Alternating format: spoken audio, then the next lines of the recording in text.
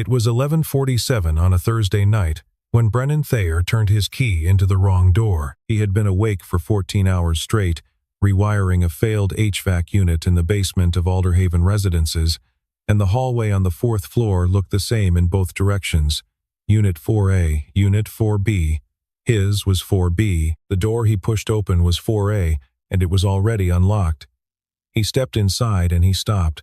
Joelle Prescott, the woman the entire building called Miss Prescott, sat on the hardwood floor in a dark living room, knees pulled to her chest, hair undone, eyes swollen red.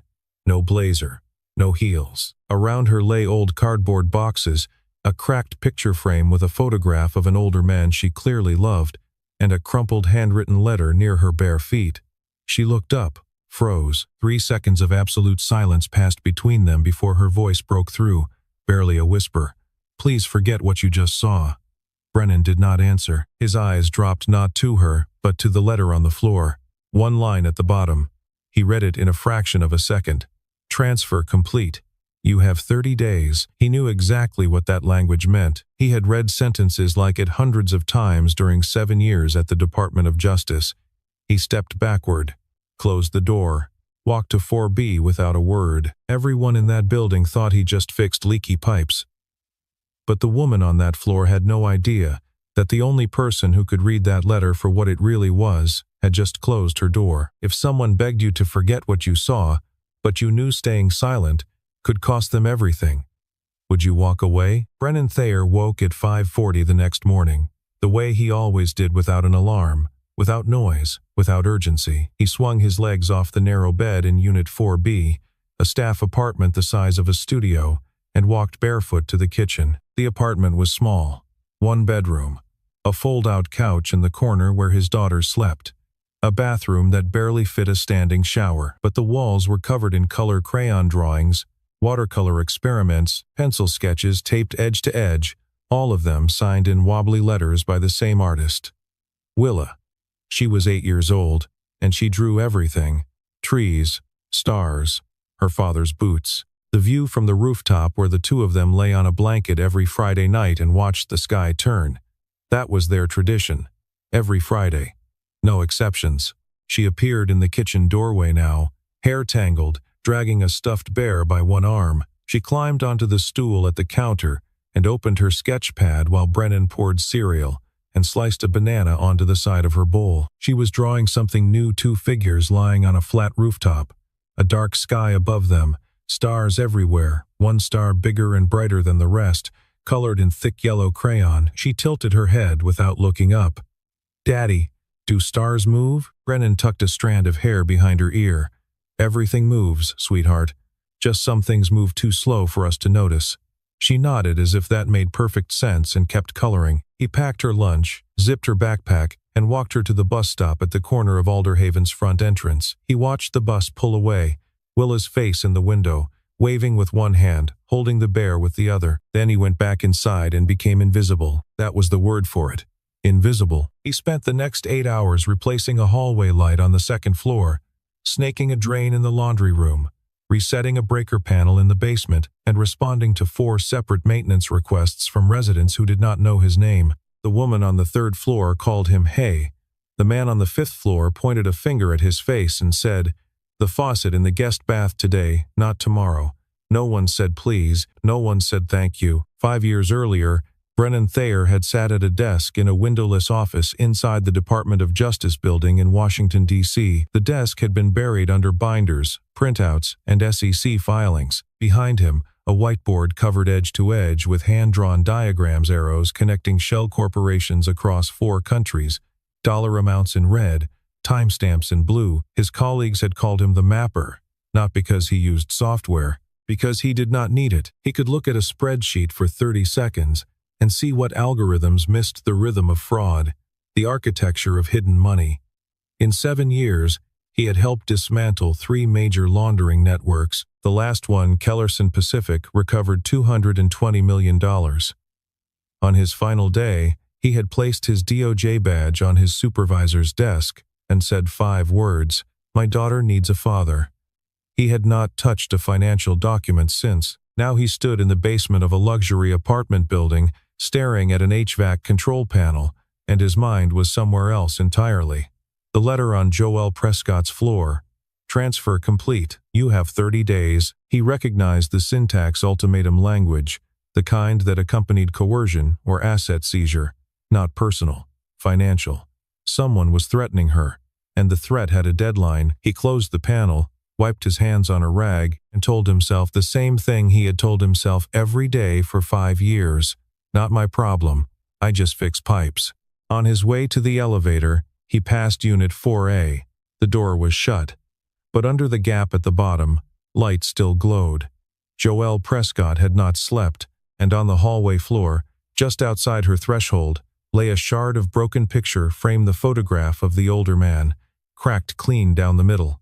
Someone had thrown it from inside. The next morning, Joel Prescott walked into the boardroom of Prescott Dynamics as if nothing had happened. The company occupied 4 floors of a glass and steel tower in downtown Richmond, and its name was etched into the lobby wall in brushed aluminum letters. Her father had founded it 26 years ago, a clean energy engineering firm that had grown from a 3-person office into a $200 million enterprise. He had died 3 years ago. Heart attack, desk chair, alone. The company passed to Joelle, and so did every enemy her father never knew he had. She entered the quarterly board meeting in a black blazer and heels, her face composed, her posture flawless. No one could see the bruise on her palm, the one she had earned the night before, punching the hardwood floor of her own living room. 7 board members sat around the conference table. At the far end, Trent Morrissey stood beside a projection screen, pointer in hand, smiling. Trent was 44, broad-shouldered, silver-templed, immaculately groomed. He had been the company's chief financial officer for 11 years and the most trusted man in the building. Joel's father had treated him like a brother. The board treated him like a saint. He presented the quarterly numbers with the ease of a man who had rehearsed the performance 100 times. Revenue up, expenses down, margins improving, outlook strong. Every slide was clean. Every answer was polished. The board members nodded. One of them said, "Outstanding work, Trent." Joelle sat across from him, silent, her pen pressed so hard against her notepad that the tip bent. She knew the numbers were wrong. For 3 months, she had been tracking an anomaly in the company's cash flow, $14 million routed through consulting fees that no one could explain, payments to firms she had never heard of, authorized by a signature she could not trace. The boxes in her apartment, the ones Brennan had seen, contained financial records from her father's era, documents she had been comparing line by line to current filings, searching for the moment the money started disappearing. The letter was from a law firm she did not recognize, referencing a transfer of contested assets and a 30-day compliance window. She did not fully understand what it meant. She was not a financial analyst, but her instinct screamed that someone inside this company was stealing it from the inside out. After the meeting, Trent paused at the door and turned to her. His voice was warm, almost paternal. "You look exhausted, Joelle. Maybe take a step back, let the finance team handle the heavy lifting." It sounded like concern. It was a cage. She said nothing, and he walked away. That evening, she returned to Alderhaven. The elevator doors opened on the 4th floor, and Brennan was standing in the hallway, replacing a light fixture above Unit 4C. Their eyes met. Joelle pulled her gaze away, stepped out, and shut the door of 4A behind her without a word. She did not know that Brennan had stood in that hallway for 3 full seconds after the door closed, looking at the light still bleeding under her threshold. The following Saturday, Trent Morrissey hosted a charity gala on the rooftop lounge of Alderhaven Residences. It was his idea, a donor event for the Prescott Foundation, attended by board members, investors, and Richmond's wealthiest families. Jazz quartet, champagne, catered hors d'oeuvre on white linen, the kind of evening designed to remind everyone in the room that Trent Morrissey was not just a CFO, he was the heartbeat of the company. Brennan had been assigned to work the event, not as a guest, as labor. He spent the first hour adjusting microphone levels, running cable along the railing, checking the portable generator, and hauling chairs from the storage room on the 3rd floor. He wore his usual gray maintenance shirt. No one spoke to him. No one looked at him. He was furniture. Midway through the evening, Trent stepped up to the microphone. The crowd quieted. He began a toast, gracious, eloquent, warm, and then his eyes landed on Brennan, who was kneeling near the speaker stack, plugging in a backup cable. Trent paused, smiled, turned to the audience. "Ladies and gentlemen, I want you to meet the most essential man in this building." Laughter rippled through the crowd. "He keeps our toilets running." More laughter. Trent stepped down from the riser, crossed the floor, and clapped Brennan on the shoulder like they were old friends. "No offense, buddy. Someone's got to do it, right?" The guests chuckled. A few raised their glasses. Brennan stood slowly. He did not smile. He did not flinch. He looked directly at Trent eye to eye, no movement, no expression, and said nothing. The silence between them lasted 2 seconds, and in those 2 seconds, something shifted in the air that no one else noticed. Joelle stood 3 meters away, holding a glass of wine. She did not laugh, but she did not speak either. She watched Brennan the way someone watches a stranger on a park bench, with distant, mild sympathy. "Poor man." An investor stepped forward, swirling a tumbler. "So what did you do before this?" The word "this" landed with deliberate weight. Brennan answered without hesitation. "Data work." The investor smiled. "Well, we all got to start somewhere." He turned away. Trent leaned toward Joelle, speaking just loud enough for the circle around them to hear. "See? This is why I handle the numbers, Joelle. Not everyone's built for it." The sentence was a weapon shaped like advice, aimed at Brennan, loaded for Joelle. Brennan stood still for 3 more seconds. Then he bent down, picked up the cable he had been connecting, plugged it into the speaker, and returned to his work as if nothing had happened. No reaction, no flinch, no flush of anger. That stillness, that absolute refusal to perform humiliation, unsettled something in the room. A woman near the bar lowered her glass. A board member shifted in his seat. The laughter had already died, and no one quite knew how to restart it. Brennan finished the speaker check, picked up his toolbox, and left the rooftop without a word. He took the stairwell, not the elevator. On the 3rd floor, he paused in front of the building's server room. His master key could open every utility door in the building, including this one. He looked at it. Then he kept walking. Not yet, but he had already catalogued Trent Morrissey. The charm, the control of the room, the way aggression hid inside friendliness like a blade inside a loaf of bread. Brennan had seen that pattern dozens of times in 7 years at the DOJ. It was the architecture of concealment, and it always meant the same thing. Someone was hiding something worth finding. 2 days after the gala, Brennan received a maintenance request from Unit 4A. The Wi-Fi router was malfunctioning. He took the elevator up with his toolkit, knocked, and waited. Joelle opened the door in a gray sweater. No makeup, hair tied back. Her expression was cold. "Fix the router and leave." He nodded and stepped inside. The living room had been cleaned, no boxes, no broken frames, but the dining table was stacked with documents, partially concealed by a linen cloth draped across the surface. One corner of a printed spreadsheet peeked out from beneath the fabric. Brennan knelt by the router near the wall, reset the firmware, tested the signal, and stood. On his way to the door, he passed the table, his eyes trained over 7 years to scan numbers the way a hawk scans open ground, caught 2 seconds of the exposed spreadsheet.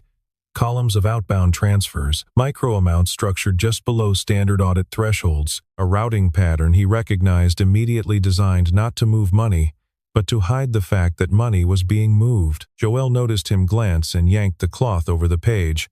He said nothing. He walked to the door, placed his hand on the knob, and stopped. His back was to her. "The transfers on your table, they're not going through one shell company." His voice was low, steady, almost indifferent. "There are at least 3 layers. The first one's registered in Delaware. If you're only checking 2, you'll never find where the money exits." The room went silent. Joelle stared at the back of his head. "What did you just say?" Brennan opened the door. "Your router's fixed." He stepped into the hallway and pulled the door shut behind him. Joelle stood alone in the penthouse for a long time. Then she walked to the table, pulled the cloth away, and opened her laptop. She ran the search he had described, and for the first time in 3 months, she found the 3rd layer, a shell company registered in Wilmington, Delaware. It existed. It was real, and she had missed it entirely. She sat down slowly. The man who fixed her router had just done in 5 seconds what her entire finance team had failed to do in 90 days. She picked up the phone and called Greta Hollis, her head of engineering, the only person left in the company she trusted without reservation. "Greta, I need you to find out everything about the building, superintendent in my building. Everything." Greta ran the search that night. Public records came back clean. Education, employment history, residential records ordinary. But when she reached the period between 2014 and 2021, the trail went dark. His file at the Department of Justice was classified. All she found was a single line in a federal personnel index, a fragment that should have been redacted but was not. Asset retired, case handler redacted. Greta stared at her screen. Brennan Thayer was not just a data analyst who quit. He was something the federal government had considered an operational asset. And no one at Alderhaven Residences had the faintest idea. 1 week later, Prescott Dynamics detonated. Internal documents leaked to financial media, carefully curated, selectively damaging. Bloomberg ran the headline first. Richmond Times-Dispatch followed within the hour. CEO Joel Prescott, accused of mismanaging tens of millions in company funds, competence questioned, board confidence shaken. The story painted her as reckless, inexperienced, overwhelmed. It did not mention Trent Morrissey. Not once. The board called an emergency meeting. 3 of 7 members demanded Joel's resignation before the day was out. Trent sat at the far end of the table, hands folded, face arranged in careful sorrow. "I don't want to see you go, Joel," he said quietly. But the numbers don't lie. He had orchestrated the leak himself, selected which documents to release, which context to strip, which narrative to construct. The goal was surgical: force the board to vote her out, clear the path for Falconer Capital, a private equity firm run by a man named Darius Falconer, who had been working with Trent for over a year to acquire Prescott Dynamics at a fraction of its value, strip its assets, and sell off the technology Joel's father had spent his life building. Joel fought back in the meeting, but she had no evidence to counter the narrative. She had suspicions, spreadsheets she barely understood, and a letter from a law firm she could not trace. The board scheduled a formal vote 10 days. If she could not prove her case, she would lose the company. She returned to Alderhaven that evening and stepped into the elevator. When the doors opened on the 4th floor, Brennan was there, kneeling beside an air filter housing, screwdriver in hand. He looked up, she looked down. Neither spoke, but Brennan saw at the particular hollowness behind her eyes that meant someone was losing a war they could not afford to lose. That night, at 11:15, Brennan sat in the basement security office, monitoring the building's camera feeds, a routine end-of-day task. On screen 3, the lobby camera captured Trent Morrissey entering the building through the main door. Beside him walked a man Brennan did not recognize, mid-50s, gray suit, leather briefcase, posture that spoke of wealth so old it no longer needed to announce itself. The 2 men spoke for 11 minutes near the mailboxes, just out of earshot of the doorman. Then the stranger left. Brennan did not know his name. But he knew this was not a social call. He captured the screen timestamp, faces, duration, and saved the image to a personal drive. First piece of evidence, he went back to Unit 4B. Willa was already asleep, curled on the fold-out couch, bare tucked under her chin. Brennan knelt beside the bed, pulled a case from underneath a laptop, the one he had used at the DOJ, 5 years untouched, never wiped. He opened it. The desktop loaded slowly, and there it was, in the center of the screen, a single file icon. Mapper 531, the forensic analysis software he had written himself, line by line, during 18 months of tracking the Kellerson Pacific network. He had not opened it in 5 years. Tonight, he double-clicked. The program launched, and Brennan went to work.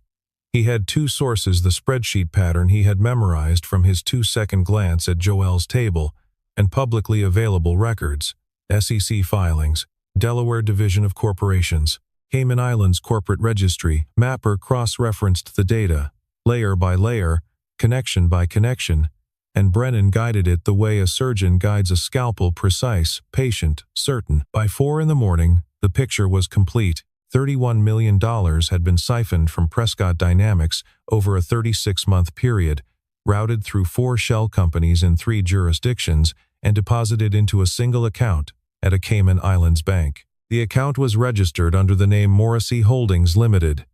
Every transfer bore a digital fingerprint that pointed back to one man. Trent Morrissey was not protecting the company.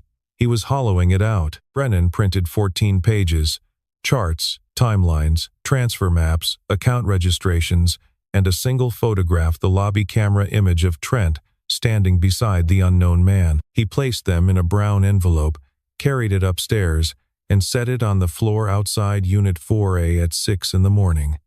He knocked twice and walked away. Joelle opened the door in a robe, looked down, picked up the envelope. She read the first page standing in the doorway. Her hands began to shake. By page 4, she was sitting on the floor, the same floor Brennan had found her on the night everything. Started staring at a transfer map so detailed, so precise, it looked like it had been assembled by a federal task force. Page 11 held the camera image Trent and the stranger, time-stamped, undeniable. She found Brennan in the basement 20 minutes later. He was changing a water filter, sleeves rolled up, shirt damp with sweat. She stood 3 feet away, envelope in hand. "Who are you?" He looked up, wrench still in his hand. "The guy who fixes your pipes." She held up the report. "A team of forensic accountants couldn't trace this in 3 months. You did it in one night." He said nothing for a moment. Then, he set the wrench down and spoke without looking at her. "You've got 9 days before the board vote. That should be enough." He picked the wrench back up. Joelle stood there for what felt like a long time, watching a man in a maintenance uniform dismantle a water filter with the same hands that had just dismantled a $31 million fraud. She walked away without another word. But something had changed in the way she saw him permanently, irreversibly, and she knew it. She tested the report. She gave it to Greta Hollis for independent verification. Greta spent 2 days cross-checking every data point and came back with a single sentence. "Joelle, whoever made this, they're not guessing. This is the work of someone who has operated at federal level."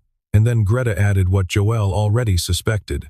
There was a former senior accountant named Marcus Dunhill, forced out of Prescott Dynamics 2 years ago, under circumstances no one had questioned at the time. If they could find him, they might have a living witness. The problem was that Marcus had disappeared. Brennan found him in under 48 hours. The DOJ had trained him to trace people the way other analysts traced money through utility records, DMV filings, public tax assessments, the invisible fingerprints that every life leaves behind. Marcus Dunhill was living in a rented house on a dirt road outside Fredericksburg, Virginia, 60 miles south of Richmond. Brennan drove there alone on a Tuesday afternoon. Marcus opened the door with the face of a man who had been waiting for a knock he hoped would never come. He was thinner than his company photo suggested, with dark circles under his eyes and a beard that had grown past the point of intention. Brennan showed him the shell company diagram. "Trent used you to sign off on these transfers. You knew they were wrong. He threatened you, and you ran." Marcus stepped back, one hand gripping the door frame. "You don't understand. He has people, lawyers, connections." Brennan's voice did not rise. "He has a paper trail, Marcus, and right now, it leads to you."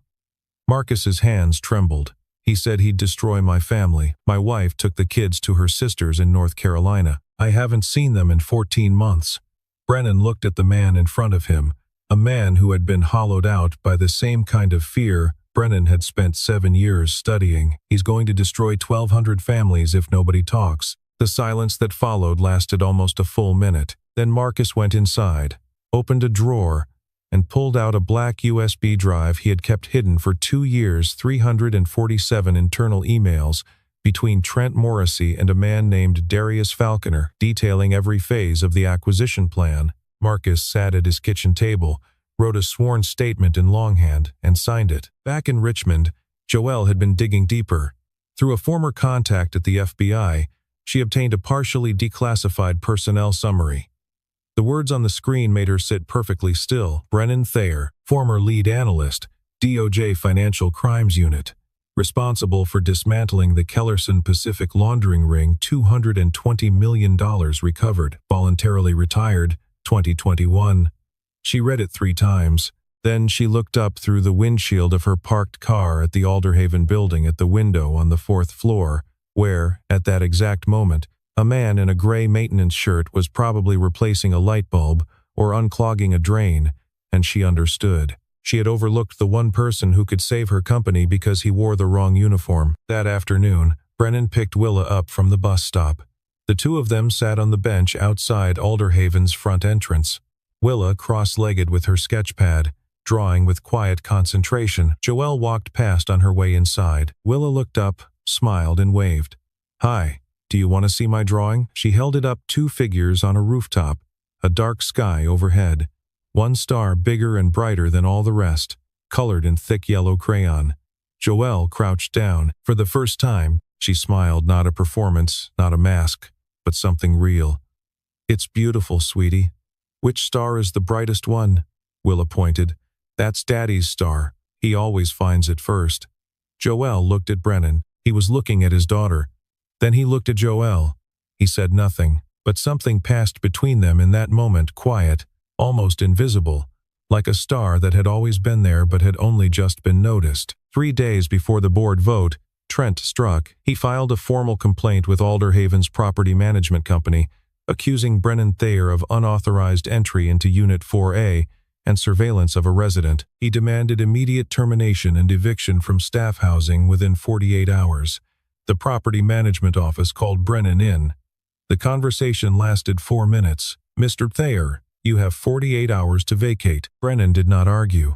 He walked back to Unit 4B and stood in the doorway for a long moment, looking at the apartment he had turned into a home for the past 2 years. Then he began packing. He took Willa's drawings off the walls one by one, careful not to tear the tape, and stacked them between sheets of cardboard. He folded clothes into boxes. He wrapped the kitchen plates in newspaper. He disassembled the fold-out couch and leaned it against the wall. The apartment looked the way it had when he first moved in, empty, impersonal, belonging to no one. When Willa came home from school that afternoon, she stood in the doorway of the apartment and looked at the bare walls and the cardboard boxes and the stripped bed. She held her bear against her chest and did not move for a long time. Then she asked the question she had asked before, in other apartments, in other cities, in other years. "Are we moving again, Daddy?" Her voice was small and steady, the voice of a child who had learned not to cry about things that kept happening.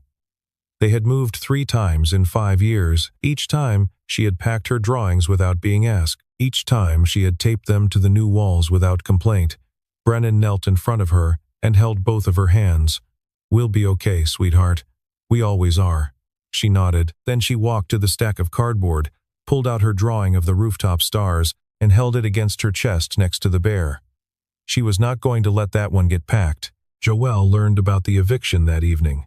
She found Brennan in the 4th-floor hallway, carrying a box of tools toward the service elevator. "Trent did this," she said. "He's trying to remove you because you're the only person who can prove what he's doing." Brennan set the box down.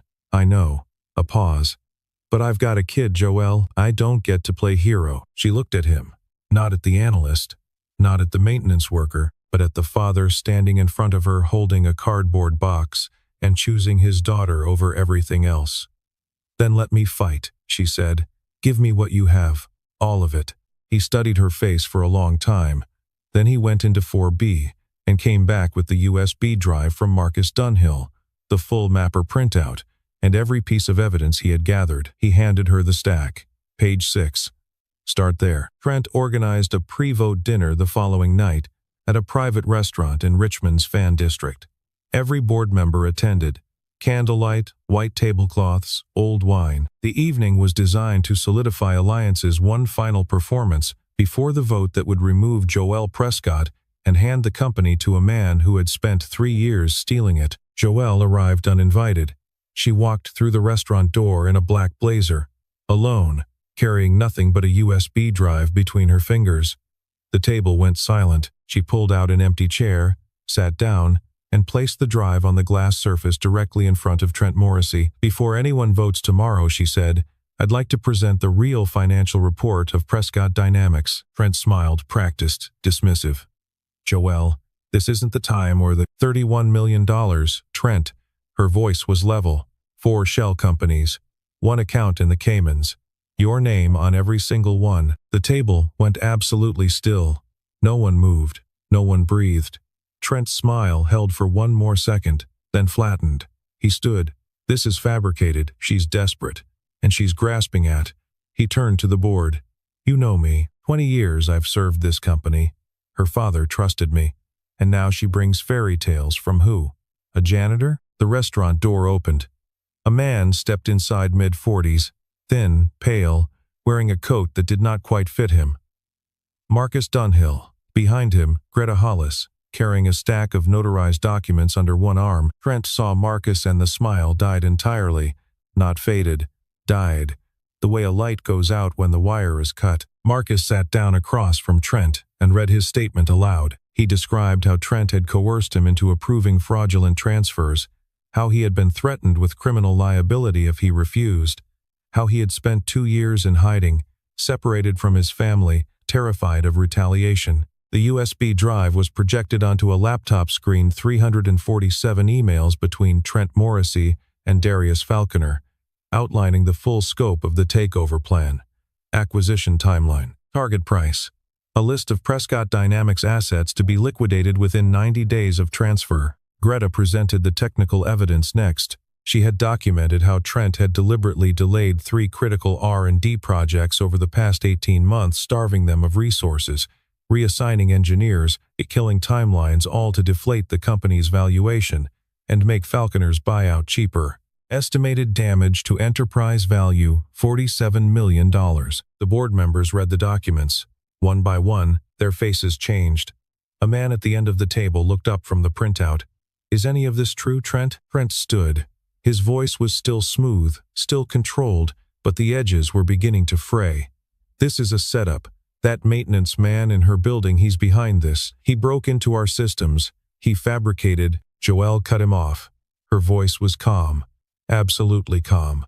His name is Brennan Thayer, former lead analyst at the Department of Justice, Financial Crimes Unit. He dismantled a $220 million laundering network, the Kellerson Pacific case.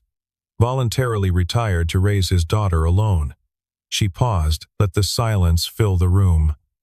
Then she looked directly into Trent's eyes. He found your entire trail in one night, what you spent 3 years trying to bury. Trent opened his mouth to respond, but Joelle was not finished. She lowered her voice not for drama, but because what she was about to say did not need volume. You told everyone he fixes toilets, but he's the reason your empire has a leak you can't plug. No one spoke. The silence was total, the kind of silence that does not break on its own. The kind that has to be shattered by something external, because everyone in the room has lost the ability to form words. Trent looked from face to face around the table. Not a single pair of eyes met his.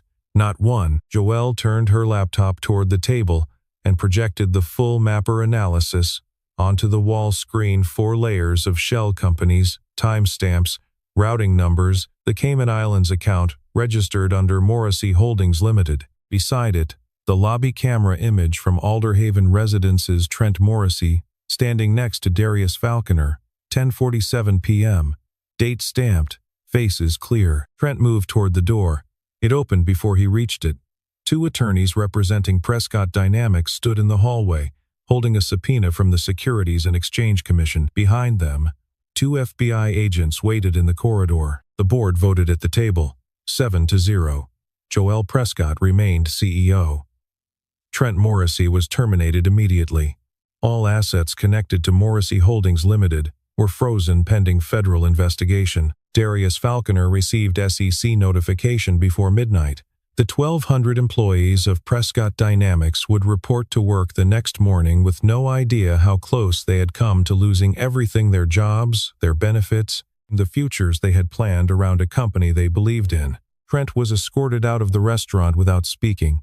He did not look at Joelle.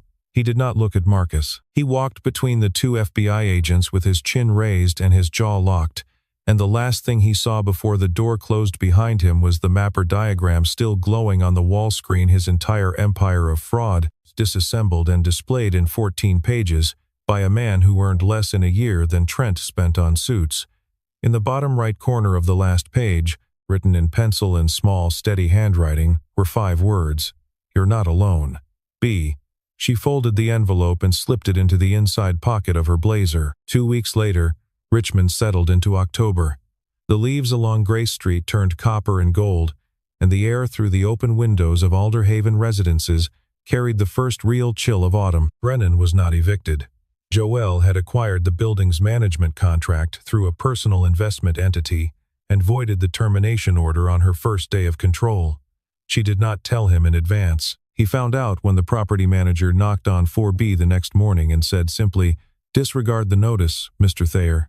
"You're staying." Brennan stared at the man for a moment, then nodded and closed the door. That afternoon, Willa taped her drawings back on the walls, every single one, in exactly the same places. A week later, Joelle offered Brennan a position at Prescott Dynamics Director of Financial Integrity. Private office, team of 8, a salary 20 times what he earned fixing pipes. He declined. They were standing in the hallway between 4A and 4B when she made the offer, and when he said no, she asked why. "I fix things, Joelle. That's what I do."